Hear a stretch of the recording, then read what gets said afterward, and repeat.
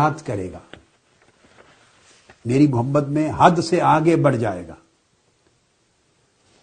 اور آپ نے اس افراط کی تشریح کی ہے. فرمایا یذهب به الحب الى غیر الحق، میری محبت میں اور میری محبت کے باعث وہ حق کو چھوڑ دے گا. اب یہ بات سوچنے والی ہے، بڑی امپورٹنٹ بات ہے. یہ نہج البلاغہ ہے، اور مولا علی شیر خدا رضی اللہ تعالیٰ عنہ اپنے دور خلافت میں خطاب فرما رہے ہیں جب خوارج الگ ہوئے اور سیدنا علی شیر خدا پر زبان تان دراز کی انہوں نے، اور ایک طبقہ جو آپ سے محبت کرنے والا، جو خود کو شیعان علی کہتا تھا، اور الگ ہو جانے والے خوارج ہو گئے. اس وقت مولا علی شیر خدا فرما رہے ہیں رضی اللہ تعالی عنہ، یہ بات توجہ طلب ہے کہ ایک گروہ وہ ہلاک ہو جائے گا جو میری محبت میں افراط کرے گا، میری محبت میں حد سے بڑھ جائے گا. اور شرح فرماتے ہیں خود یذهب به الحب الى غیر الحق، اور میری محبت میں افراط کرتے ہوئے حق کو چھوڑ دے گا. اب یہاں ایک سوال ہے، تھوڑی دیر رک کر غور کیجئے. وہ کون سا حق تھا؟ کس حق کی طرف مولا علی شیر خدا اشارہ فرما رہے تھے کہ میری محبت میں افراط کے باعث وہ حق کے خلاف چلے جائیں گے؟ آگے جب ہم انشاءاللہ، چونکہ یہ کئی روز کا سلسلہ ہے، تو اس سبجیکٹ پر تفصیل سے حوالہ جات آئیں گے. اس وقت ہر چیز آپ کے سامنے آ جائے گی کہ کس حق کی طرف اشارہ فرما رہے ہیں کہ اس حق کو چھوڑ دیں گے. اور چھوڑنے کا سبب میری محبت میں غلو اور میری محبت میں افراط بنے گا. کون سا حق تھا؟ وہ حق یقیناً وہ اصحاب ثلاثہ خلفاء راشدین تھے، آقا علیہ السلام کے محبوب اور مقرب اور وفادار معتمد ساتھی، مولا علی شیر خدا کے ساتھی، جن کو اخوان کہتے، جنہیں یاد کر کر کے آپ روتے تھے، اور دنیا کے سامنے جن کی منقبتیں بیان کرتے، جن کے شب و روز کے حوال بیان کرتے، اور کہتے خدا کی قسم وہ جو اصحاب رسول تھے تم ساروں میں ایک شخص بھی ان جیسا نظر نہیں آتا، نہ کسی کا دن ان کے دن جیسا، نہ کسی کی رات ان کی رات جیسی. اس کا تذکرہ آگے آئے گا. وہ اصحاب محمد صلی اللہ علیہ وآلہ وسلم، اسی نہج البلاغہ میں ہے آگے خطبہ، انشاءاللہ آگے میں کوٹ کروں گا. تو اشارہ فرما رہے تھے کہ میری محبت میں اتنا افراط کرے گا ایک طبقہ کہ میری محبت میں غلو و افراط کی وجہ سے حضور علیہ السلام کے دیگر صحابہ کرام کو برا بھلا کہنے لگ جائے گا، خلفائے راشدین کو، اور ان اصحاب محمد کو صلی اللہ علیہ وسلم جن کے ساتھ مل کر ہم نے اسلام کا پودا اگایا اور بڑھایا، ان کی دشمنی کریں گے. وَمُبْغِضٌ مُفْرِطٌ، اور دوسرا طبقہ جو میرے ساتھ بغض رکھتا ہے، یہ اشارہ خوارج کی طرف تھا. یذهب به البغض الى غیر الحق، اور اس بغض کے باعث وہ حق کو چھوڑ دیں گے. یہاں ایک لطیف اور دقیق نقطہ اور بھی عرض کر دوں. چیزیں آپ نے بیان، بعض احباب اس کا ایک معنی یہ بھی لیتے ہیں اور وہ غلط ہوتا ہے. وہ کہتے ہیں یہاں نفی افراط کی آگے کی ہے، جو کہا ہے نا حق کو چھوڑ دیں گے بسبب افراط، اور وہ کہتے ہیں افراط سے مراد یہ ہے کہ مجھے خدا بنا دیں گے.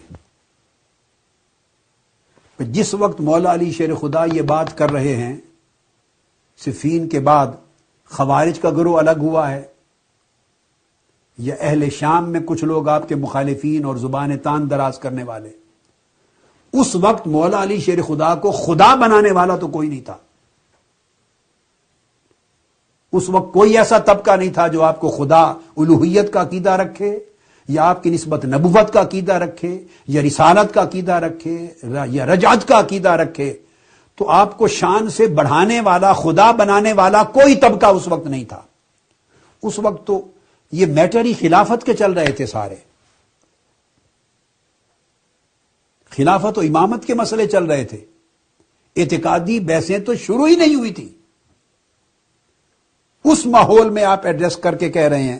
اور لفظ آگے یہ ہیں، پہلے فرمایا محبت میں افراد کرنے والا، اور فرمایا یذهب به الحب الى غیر الحق، نہیں فرمایا یذهب به الافراط الى غیر الحق، کہ وہ افراط غلو انہیں حق سے دور لے جائے گا، یہ نہیں فرمایا، بلکہ کہا کہ وہ جو میری محبت ہوگی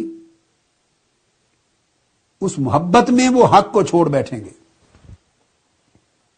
اس کی حد نہیں رہے گی، لمٹ نہیں رہے گی۔ اور بغض کرنے والے کے لیے بھی افراط بغض کا نہیں کہا کہ وہ غیر حق کی طرف لے جائے گا، فرمایا یذهب به البغض الى غیر الحق، بغض انہیں حق چھڑا دے گا، حق سے دور لے جائے گا۔ گویا ایک میری محبت میں افراط کرنے والے باطل راستے پر چلے جائیں گے، دوسرا طبقہ میرے ساتھ بغض دشمنی رکھنے والا حد سے تجاوز کرے گا اور باطل راستے پر چلا جائے گا۔ اور پھر فرماتے ہیں لیکن حق پر وہ شخص ہوگا، ہدایت یافتہ وہ لوگ ہوں گے جو میرے سلسلے میں میانہ روی پر اور اعتدال پر عقیدہ رکھیں۔ الفاظ پہ غور کیجئے، فرماتے ہیں وَخَيْرُ النَّاسِ فِيَّ حَالًا النَّمَطُ الْأَوْسَطِ، راہ راست پر ہدایت یافتہ وہ لوگ ہوں گے جو میری ذات کی نسبت میرے معاملے میں فیہ، میرے معاملے میں راہ راست پر اعتدال پر ہوں گے، نہ محبت میں افراط میں اتنا بڑھیں گے کہ دیگر صحابہ کو برا سمجھیں، نہ بغض میں ایسے ہوں خارجی بن جائیں کہ مجھے اور میری اہل بیت کو برا سمجھیں۔ گویا صحابہ کرام کو حب علی اور حب اہل بیت میں صحابہ کرام کو برا بھلا کہنے والوں کو بھی مولا علی شیر خدا گمراہ قرار دے رہے ہیں، حق کو چھوڑنے والے قرار دے رہے ہیں، اور بغض علی اور بغض اہل بیت میں ان کو برا بھلا جاننے والے خارجیوں کو یا خارجیوں کے مماثلوں کو بھی اسی طرح گمراہ قرار دے رہے ہیں، اور فرما رہے ہیں حق پر وہ لوگ ہوں گے جو میرے معاملے میں، اور جب میرا معاملہ آتا ہے تو پوری اہل بیت آ جاتی، تو میرے معاملے میں اعتدال پر ہوں گے، متوسط ہوں گے درمیان میں۔ اور پھر آپ وضاحت کرتے ہیں فَالْزَمُوهُ، نہ میری محبت میں غلو کرنے والوں کی طرف جانا جنہیں سوائے علی علی علی کے اور دین میں نظر ہی کچھ نہ آئے، یہ غالی لوگ ہوں گے، گمراہ ہوں گے۔ نہ میرے بغض کرنے والوں کی طرف جانا جنہیں سوائے ابو بکر عمر عثمان، ابو بکر عمر عثمان، ابو بکر عمر عثمان صحابہ کے سوا اہل بیت نظر ہی نہ آئیں۔ آپ نے نشاندہی کر دی کہ دو طبقات پیدا ہو جائیں گے، ایک طبقہ وہ ہوگا جو میری اور میری اہل بیت کے سوا کسی اور کو دین سے متعلق ہی نہیں سمجھے گا، خارج کر دے گا، وہ بھی گمراہ۔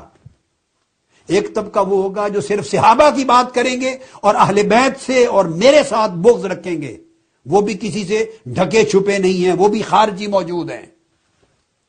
یزید پر رحمتیں بھیجنے والے، یزید کو رحمت اللہ علیہ کہنے والے، وہ لعنتی بھی موجود ہیں۔